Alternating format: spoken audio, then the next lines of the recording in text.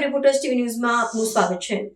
ફાગણ સુદ પૂનમના દિવસે ભરૂચ જિલ્લાના વાલિયા તાલુકાના સોડગામ ગામે જે આદિવાસી સેના દ્વારા આદિવાસી સંસ્કૃતિના પ્રચાર પ્રસાર માટે તાલુકા કક્ષાની હોળી ઉત્સવની ઉજવણી કરવામાં આવી। સોડગામ ગામના ગ્રામજનોએ હોળી પ્રગટાવી હતી। ત્યાં સોડગામના આદિવાસી સૈનિકોએ હોળીની પ્રાકૃતિક પૂજા જમણા ફેરે કરી હતી।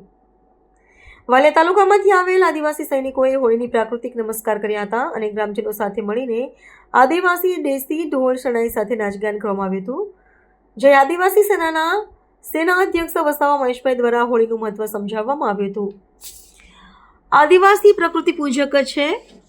આદિવાસીના દરેક તહેવાર પ્રકૃતિ સાથે જોડાયેલા છે। આદિવાસીઓ હોળીની ઉજવણી પ્રાકૃતિક રીતે જ ઉજવે છે। શિયાળુ પાક જેવા કે ઘઉં, ચણા, તુવેર, વાલ વગેરે પાક તૈયાર કરી આપવા બદલ કુદરતનો આભાર વ્યક્ત કરતા હોળી ઉજવવામાં આવે છે।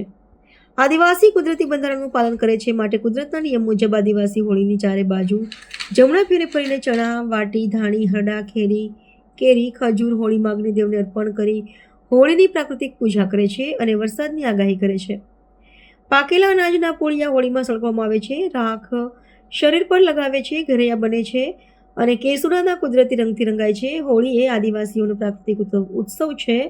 આમ આદિવાસીઓમાં હોળીનું ઘણું મહત્વ છે।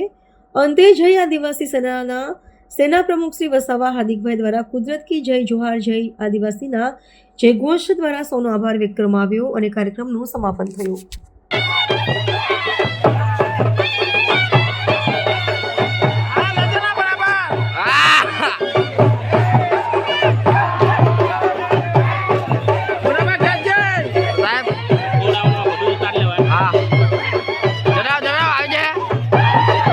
પબ્લિક લઈ લો બહાર લે